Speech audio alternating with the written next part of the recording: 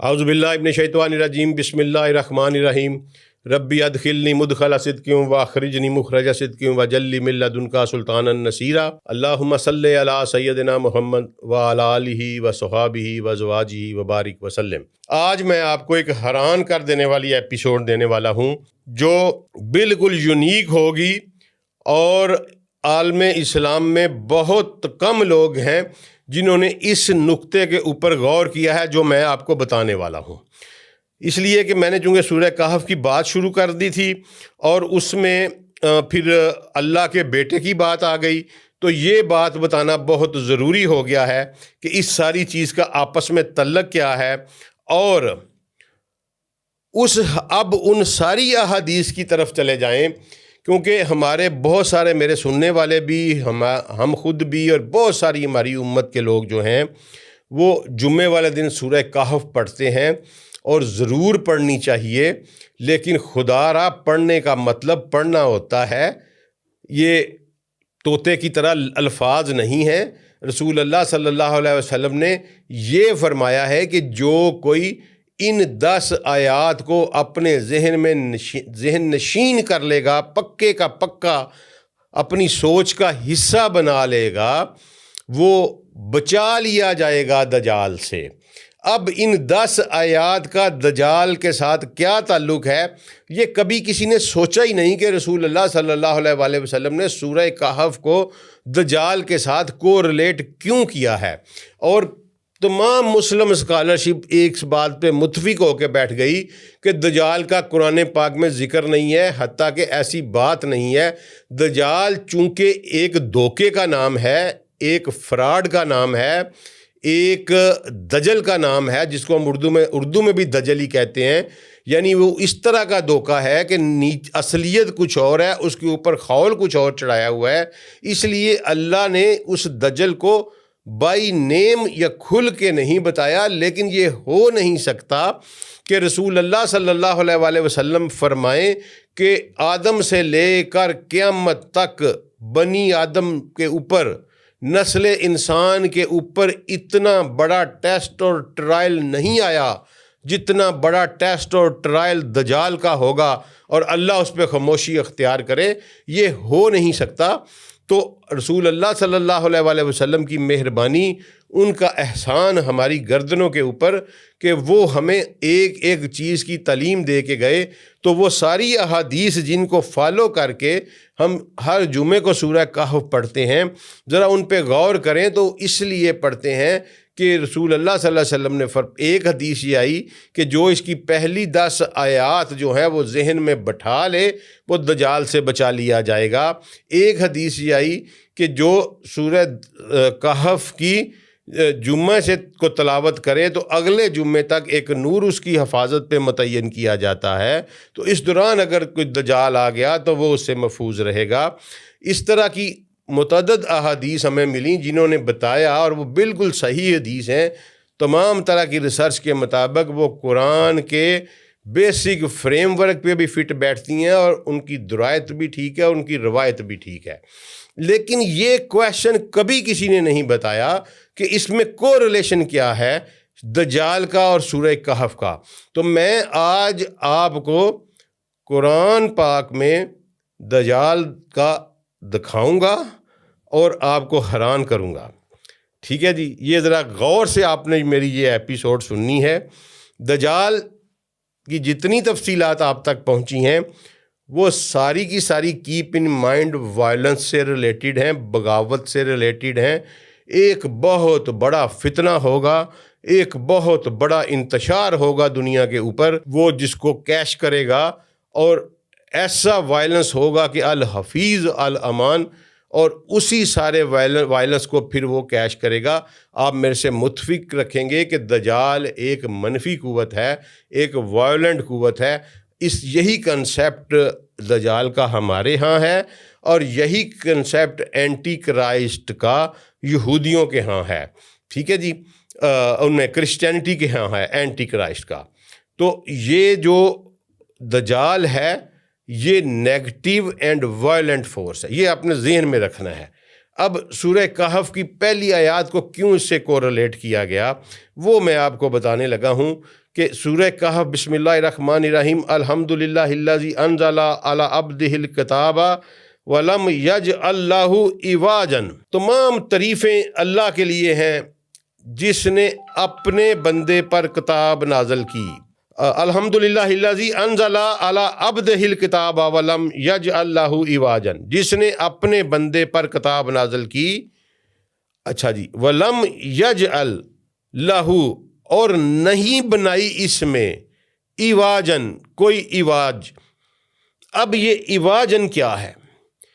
آپ different translations پڑھیں تو وہ کنفیوز کر دیتی ہیں. مثلا ایک ٹرانسلیشن یہ کہہ رہی ہے، میں نام نہیں لیتا، بتاتا چلا جاتا ہوں.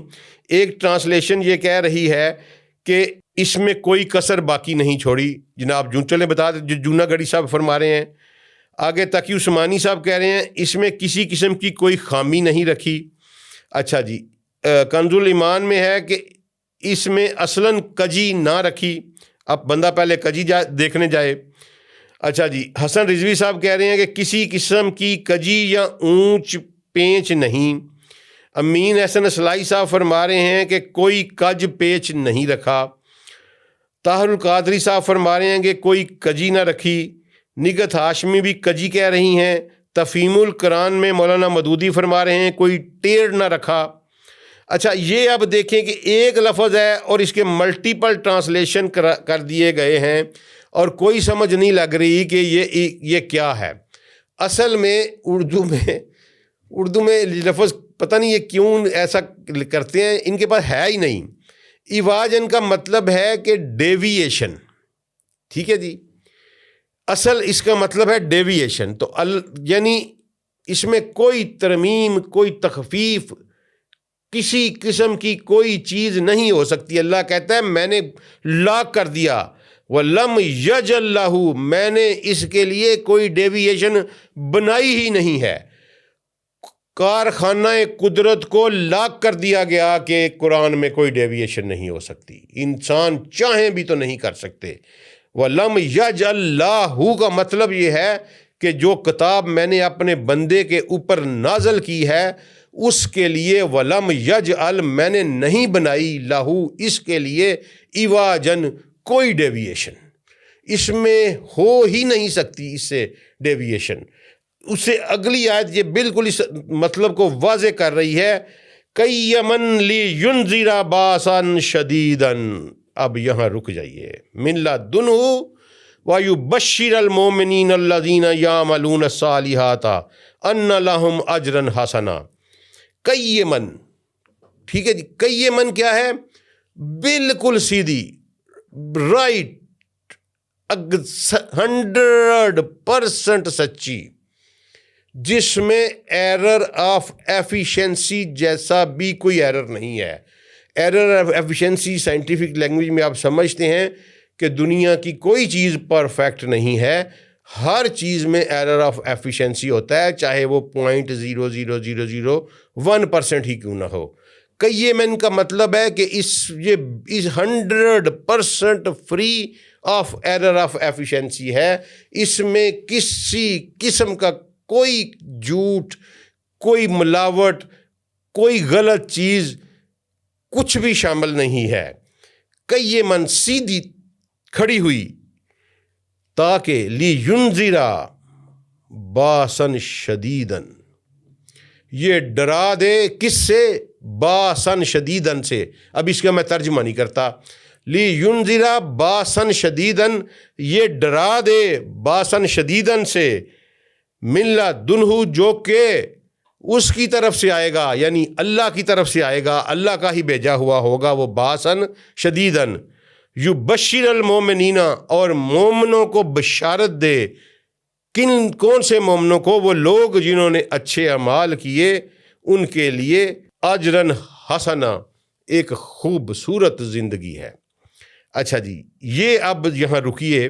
میں نے ترجمہ چھوڑا تھا باسن شدیدن کا. چلیں اس پہ بھی ڈفرینٹ ٹرانسلیشنز چیک کر لیتے ہیں کہ باسن شدیدن کو ہمارے بزرگوں نے کیا لکھا ہے.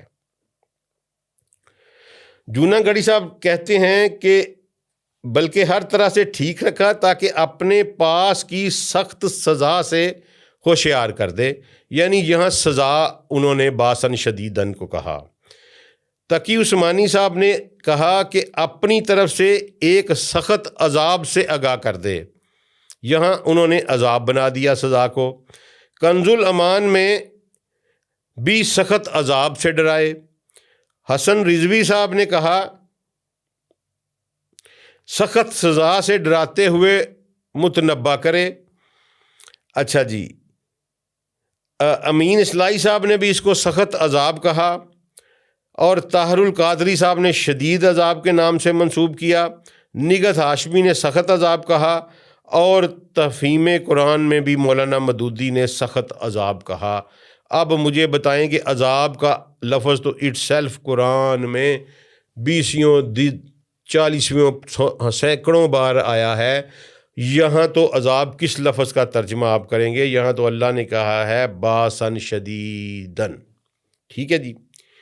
اگر اللہ نے عذاب کہنا ہوتا تو اللہ نے تو کئی آیاتوں میں، ابھی میں نے آپ کو جو آیت پڑھی ہے سورہ بقرہ کی، اس میں بھی تھا کہ اس میں دنیا میں ان کے لیے ذلت ہے اور آخرت میں جو ہے وہ عذاب ہے بہت بڑا۔ تو عذاب کا لفظ تو اللہ نے جگہ جگہ قرآن میں استعمال کیا ہے، سزا کا لفظ اور ہے، اس کا بھی کوئی یہاں کوئی تعلق نہیں بنتا۔ تو باسن شدیدن کیا ہے؟ اب یہ باسن کا جو لفظ ہے نا، شدید تو ہو گیا کہ بہت زیادہ قوت، بہت زیادہ۔ باسن کیا چیز ہے؟ اب آپ عربی میں جب آپ جائیں گے تو ایک قرآن نے ایک جگہ اور یہ لفظ یوز کیا ہے، لیکن وہاں باسن کیا ہے، ٹھیک ہے، وہ ہے ان انزلنا الحدید فیہا باس شدید و منافع للناس، ٹھیک ہے یہ، اور یہاں لکھا ہے باسن۔ اب اس میں فرق کیا ہے اور یہ ہے کیا؟ باسن جو ہے وہ ایک وائلنس کو کہتے ہیں، اس کا ایگزیکٹ ترجمہ جو ہے وہ ہے وائلنس۔ اب وائلنس کو اردو میں آپ جو مرضی ٹرانسلیٹ کر لیں، یا ایک ایسی مائٹی پاور جو وائلنٹ ہو۔ وائلنس اور دا وائلنٹ پاور اور evil power with full of violence, یہ سارے تراجم جو ہیں یہ ڈکشنری میں لکھے ہوئے ہیں۔ اور شدیدن یعنی اپنی آخری حد تک پہنچا ہوا۔ تو لیکن جب باسن ہوگا تو اس کا مطلب ہوگا مائٹی پاور، ٹھیک ہے جی، بہت زیادہ قوت جس کو کہتے ہیں۔ اس لیے جب لوہا اتارا تو کہا فیہا باسن شدیدن، اس میں بہت قوت ہے، وہ منافع للناس، اور لوگوں کے، لیکن یہاں کہا باسن شدیدن، ایک میری طرف سے ایک ایسی وائلنٹ پاور آنے والی ہے، ایسی پاور آنے والی ہے، ایسی شخصیت ہوگی کہ جو فل آف وائلنس ہوگی، لوگوں کو یہ کتاب اس سے ڈرائے کہ اس کی طرف نہیں جانا اور اس سے بچنا ہے۔ یہ ہے قرآن کا میسج، جس کی وجہ سے کو ریلیٹ کیا گیا ہے اس کو، سورہ کہف کو اس کے ساتھ، دجال کے ساتھ۔ یہ ہے باسن شدیدن، ایک وائلنٹ پاور اللہ کہتا ہے میری طرف سے آئے گی، اور میں یہ کتاب کے ذریعے آپ کو خبردار کر رہا ہوں۔ اچھا، اس کے بعد اگلی آیات پہ اگر ہم چلے جائیں تو بالکل اس میں سے ایک آیت چھوڑ کے ماں کسینہ فیہ ابداً، جس میں وہ ہمیشہ رہیں گے، یعنی ایک ایسی خوبصورت انجوائمنٹ والی زندگی ہوگی جس میں وہ ہمیشہ رہیں گے۔ بالکل آگے کہتا ہے وَيُنذِرَ الَّذِينَ قَالُوا اتَّخَذَ اللَّهُ وَلَدًا، یہ پھر میں وہ سورہ بقرہ والی آیت پہ آج جا رہا ہوں، اسی سے ریلیٹ کر رہا ہوں کہ ان لوگوں کو بھی ڈرا دے، یہ کتاب ان لوگوں کو بھی ڈرا دے جو یہ کہتے ہیں کہ اللہ نے بیٹا بنا لیا ہے، ٹھیک ہے جی۔ اب یہ کون لوگ ہیں جنہوں نے اللہ کا بیٹا بنا دیا؟ اللہ کئی دفعہ ان پر لعنت کرتا ہے۔ سورہ بقرہ میں کہا سبحانہ، اللہ اس سے پاک ہے۔ یہاں اللہ نے کہا کہ ما لہم بہ من علم ولا لآبائہم کبرت کلمۃ تخرج من افواہہم ان یاکلون الا کاذبا، کہ نہ انہیں اس بات کا کوئی علم ہے، نہ ان کے آباء و اجداد کو اس بات کا علم تھا، اور یہ بہت بڑی بات ہے جو ان کے منہ سے نکل رہی ہے، بکواس ہے ساری یہ بہت بڑی بات ہے جو ان کے منہ سے نکل رہی ہے، اور جو کچھ یہ کہہ رہے ہیں یہ جھوٹ اور صریحاً بکواس ہے۔ وہاں اللہ نے کہا کہ اللہ بیٹے سے پاک ہے، یہاں اللہ نے سختی اختیار کی کہ میں نے یہ کتاب اس لیے نازل کی اپنے بندے پر کہ نمبر ایک تو ایک بہت شدید وائلنس آنے والا ہے، ایک بڑی وائلنٹ پاور جو ہے وہ میری طرف سے آنے والی ہے، یہ اس امت پہ چونکہ آنی تھی، اس لیے اللہ نے یہ کہا کہ ایک بڑی وائلنٹ پاور میری طرف سے آنے والی ہے، لوگوں کو اس وائلنٹ پاور سے خبردار کر دے، اور جو اس وائلنٹ پاور سے بچ جائیں گے، نیک اعمال کریں گے، ان کو خوشخبری سنا دے، اور یہ کتاب ان لوگوں کو ڈرا دے جو یہ کہتے ہیں کہ اللہ نے بیٹا بنا لیا ہے، جو یہ بات کر رہے ہیں نہ انہیں ان کا کچھ علم ہے، نہ ان کے آباء و اجداد کو اس کا علم تھا، اور بہت بڑی بات یہ اپنے منہ سے نکال رہے ہیں، اور جو کچھ یہ اپنے منہ سے نکال رہے ہیں یہ سارے کا سارا جھوٹ اور بکواس ہے، اس میں کوئی حقیقت نہیں۔ اچھا جی، اب ہم نے یہ دیکھنا ہے کہ یہ کون لوگ ہیں جو کہتے ہیں کہ اللہ نے بیٹا بنا لیا ہے۔